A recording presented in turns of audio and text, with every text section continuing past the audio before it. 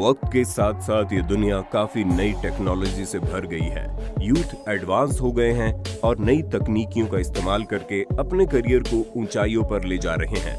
Trend से लेकर technology तक सभी कुछ चेंज हो रहा है और इसमें इंसान भी शामिल हो रहे हैं। आज के समय में इंसान भी काफी हद तक बदल गए हैं। उनमें सिर्फ मतलब, स्वार्थ और अहंकार देखने को मिलता है। आज हम आपको अपने इस वीडियो में मतलबी दुनिया के बीच कुछ सच्चे, ईमानदार और इंसानियत को तरजीह देने वाले लोगों की कहानियां सुनाएंगे। तो चलिए शुरू करते हैं ये वीडियो। लेकिन उससे पहले अगर आप हमारे चैनल पर नए हैं तो इसे सब्सक्राइब करना ना भूलें और बगल के बेल आइकन पर जरूर क्लिक करें। हम जो कहानी आपको सुनाने जा रहे हैं वो चाइनीज सोशल मीडिया पर लंबे समय तक चर्चाओं में रही थी। अब आप समझ ही गए होंगे कि ये कहानी दुनिया के सबसे बड़े देश चीन से है। चीन की ट्रेनें सबसे ज्यादा इस्तेमाल किए जाने वाले साधनों में से एक है। चीन में काफी ज्यादा संख्या में ट्रेनें चलती हैं। हालांकि भारी संख्या होने के बावजूद ट्रेनों में सीट की कमी है। ऐसे में कई लोगों को सीट मिल जाती है, लेकिन कुछ लोगों को खड़े होकर ही सफर करना पड़ता है। आप ये सोच रहे होंगे कि हम आपको ट्रेन के बारे में इतनी जानकारी क्यों दे रहे हैं, क्योंकि हमारी ये कहानी यहीं से तो शुरू होती है। ग्वेनज़ाओ से चेंगजू तक जाने वाली ट्रेन हमेशा खचाखच भरी रहती है, जहां बैठना तो छोड़ो, खड़े होने की भी जगह नहीं मिलती है। तब एक बूढ़ा आदमी ट्रेन में बिना सीट वाली टिकट लेकर एंट्री करता है और सीट पर बैठ जाता है। उसे लगता है शायद उस सीट का मालिक वहां नहीं आएगा या फिर उसे हटाएगा नहीं, लेकिन वो आदमी इतना बूढ़ा और बीमार था कि सही से खड़ा भी नहीं हो सकता था। ट्रेन चलने लगी, लेकिन उस सीट का मालिक नहीं आया। उस बोगी में कई लोग खड़े थे। उनमें से एक 20 साल की लड़की भी थी। वो वहां सही से खड़ी भी नहीं हो पा रही थी, क्योंकि लोग आते जाते उसे धक्का दे रहे थे। उसके आसपास वालों ने उससे पूछा, तुम्हारे स्टेशन को कितना वक्त आने को? उसने भरोसा दिलाया कि वो ठीक है, जबकि उसके स्टेशन को आने में 7 घंटे थे। एक दूसरे पैसेंजर ने उसे ऑफर भी किया कि वो उसकी सीट पर बैठ जाए, क्योंकि उसका स्टेशन आने वाला है, लेकिन उसने विनम्रता के साथ उसे मना कर दिया। इसके बाद एक टिकट चेक करने वाला आया, जिसने देखा कि उस लड़की को उस बूढ़े आदमी की जगह बैठना था। जब टिकट चेकर ने बात की तो उस लड़की ने कहा कि बुजुर्ग के लिए इतने लंबे समय तक खड़ा रहना मुश्किल होगा, क्योंकि वो मुश्किल से चल पाता था। इसलिए टिकट चेकर उसे दूसरी बोगी में ले गया और उसके लिए नई सीट तलाशने के लिए कहा। इसके बाद जो होना था उसे देखकर आप हैरान हो जाएंगे। दूसरी बोगी में जाने के लिए लड़की झुकी और अपनी बैसाखी निकाली, जिसके बिना वो एक कदम भी नहीं बढ़ा सकती थी। लेकिन फिर भी उसने इंसानियत दिखाते हुए अपने से बुजुर्ग इंसान को अपनी सीट देकर खुद खड़ा रहना पसंद किया। आज के समय में ऐसा बहुत कम देखने को मिलता है दोस्तों। क्या आप ऐसा करेंगे? कुछ सपने ऐसे होते हैं जिसका इंतजार हम काफी समय से करते हैं और उसके पूरे होने के समय के नजदीक आते ही ये एक्साइटमेंट बढ़ जाती है। इमेजिन कीजिए आप अपने सपने के बेहद करीब हैं और कुछ ऐसा हो जाए कि आप उसे पूरा होते ही नहीं देख पाए। है ना डिप्रेसिव? हमारी अगली स्टोरी एक ऐसे ही शख्स की है जिनके सपने पूरे होने वाले ही थे और उनके साथ ऐसा हुआ जो वो सोच भी नहीं सकते थे। स्कॉट डन ग्रेजुएट होने के ठीक पहले एक गंभीर कार एक्सीडेंट का शिकार हो गए, जिसके चलते वो कोमा में चले गए। ये भयानक एक्सीडेंट 22 मई को होना था, जबकि इनके ग्रेजुएशन का जश्न 25 मई को सेलिब्रेट करना था। स्कॉट इस फंक्शन में शामिल होने के लिए काफी एक्साइटेड थे, लेकिन इस दुर्घटना के बाद वो काफी हताश हो गए।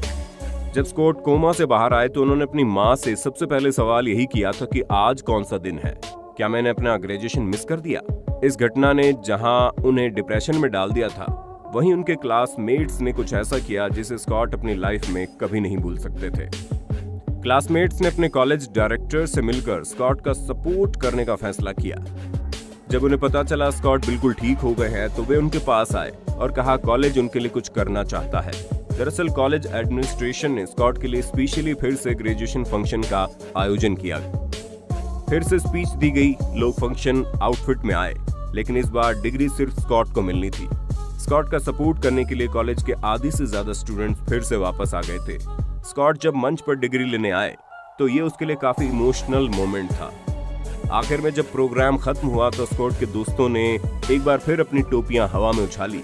स्कॉट का कहना था कि वो ये सब देखकर एकदम शॉक था। उसे अपने क्लासमेट्स को थैंक यू करने के लिए शब्द भी नहीं थे। आज के समय में लोग सिंपैथी तो दिखाते हैं, लेकिन जब मदद करने की बारी आती है तो लोग अपनी मजबूरी दिखाकर अपने कदम पीछे कर लेते हैं। हालांकि कुछ ऐसे लोग भी होते हैं जो सामने वाले को मुश्किल में देखकर मदद करने के लिए अपना हाथ बढ़ाते हैं। ये कहानी एक दयालुता पर आधारित है जिसने एक बुजुर्ग महिला को फिर से एक जिंदगी दे दी। ये कहानी है न्यू जर्सी के हैमिल्टन टाउनशिप की, जहां एक बुजुर्ग महिला अपने घर में अकेली रहती थी। वो पेशे से एक शिक्षिका थी जो रिटायर हो चुकी थी। वो इतनी बुजुर्ग थी कि अपने घर की देखभाल नहीं कर सकती थी। धीरे धीरे घर की स्थिति बेकार होती गई। दीवारें गिरने लगी, गार्डन के घास जंगल में तब्दील होने लगे। वो घर एक डरावनी फिल्म में दिखाए जाने वाले घर की तरह हो गया। शहर के प्रशासन ने घर की हालत न सुधारे जाने के चलते बुजुर्ग महिला को हर दिन के हिसाब से $3000 का जुर्माना पकड़ा दिया। उस बेबस महिला से जितना धन बन सका उसने प्रशासन को समझाया, लेकिन बंजर घर की वजह से किसी ने नहीं सुना। उस बूढ़ी महिला की मदद करने को ना कोई परिवार था ना कोई दोस्त, क्योंकि पूरी जिंदगी वो लोगों से बचती जो आ रही थी। खैर, कहते हैं भगवान के घर में देर है अंधेर नहीं। उस बूढ़ी महिला की मदद करने के लिए भी कोई आया, और वो कोई और नहीं बल्कि उसके पड़ोस में रहने वाला कपल था जो पिछले काफी समय से उस महिला को मदद का ऑफर दे रहा था, लेकिन महिला हमेशा मना कर देती थी। हालांकि इस बार एडम और क्रिस्टीन पॉल हेमस ने मदद की पेशकश की बजाय उसकी मदद करने की ही ठान ली। उन्होंने अपने दोस्तों और पड़ोसियों को मदद करने के लिए बुलाया और घर को रिनोवेट करने के लिए कहा। काम करने के लिए बहुत समय था, इसलिए 25 लोगों ने हर वीकेंड पर आकर उस महिला के बिखरे घर को संभालने का निर्णय लिया। धीरे धीरे लोगों ने उसका घर फिर से रहने लायक बना दिया। गर्मियों के मौसम में उस बुजुर्ग महिला ने उनके लिए गाजर का बेक केक और संतरे का जूस बनाया। गर्मियों के अंत तक घर एकदम रिनोवेट हो चुका था। काम खत्म होते ही उस बुजुर्ग महिला को ढेर सारे दोस्त मिल गए जो उसने अपनी पूरी जिंदगी में नहीं बनाए थे।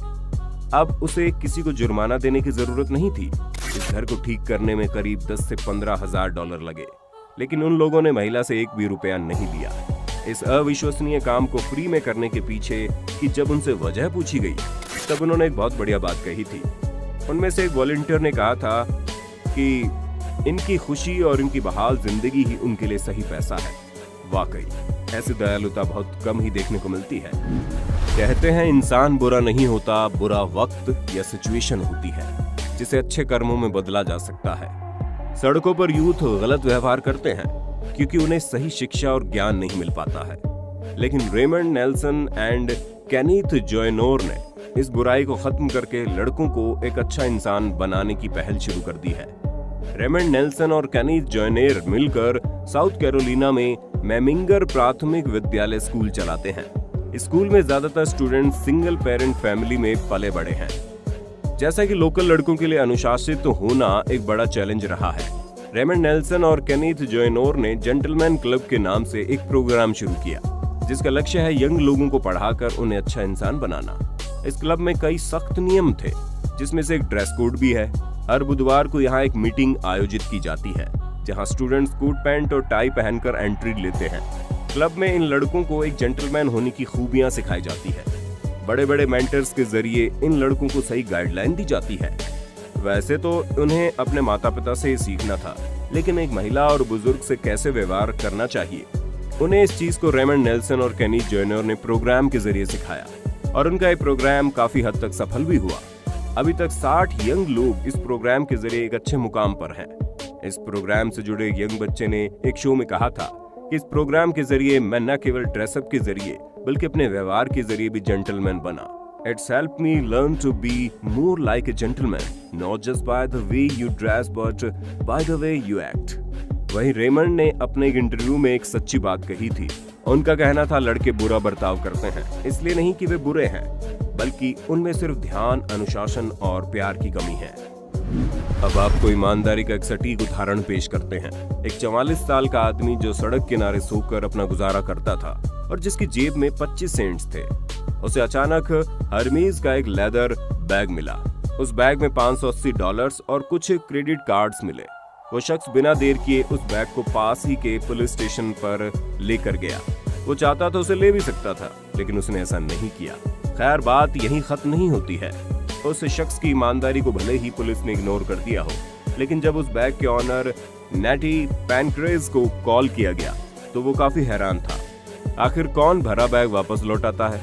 जब नेटी पुलिस स्टेशन पहुंचे तो उन्हें पता चला कि 44 साल का शख्स उस बैग को लाया था। 30 साल के नेटी पेशे से एक बिजनेसमैन भी थे उन्होंने सोचा उस शख्स की इस ईमानदारी के लिए $57 दिए जाएं। लेकिन एक बिजनेसमैन होने के नाते उन्हें अपनी फैक्ट्री में एक ऐसे ही ईमानदार कर्मचारी की तलाश थी और उन्होंने बिना देर किए उसे नौकरी की पेशकश की। आज वो शख्स के पास नौकरी है, महीने के $318 कमा रहा है और हाँ, उन्हें फैक्ट्री की ओर से घर भी रहने के लिए मिला। भले ही एक सिंपल चीज थी, लेकिन इस ईमानदारी भरे काम ने पल भर में उसकी जिंदगी बदल दी। इसलिए कहा जाता है जहां बुराई है वहां अच्छाई भी है। तो आपको हमारा ये वीडियो कैसा लगा हमें कमेंट में बताइए और अगर आपको हमारा ये वीडियो पसंद आया तो इसे लाइक करना ना भूलें।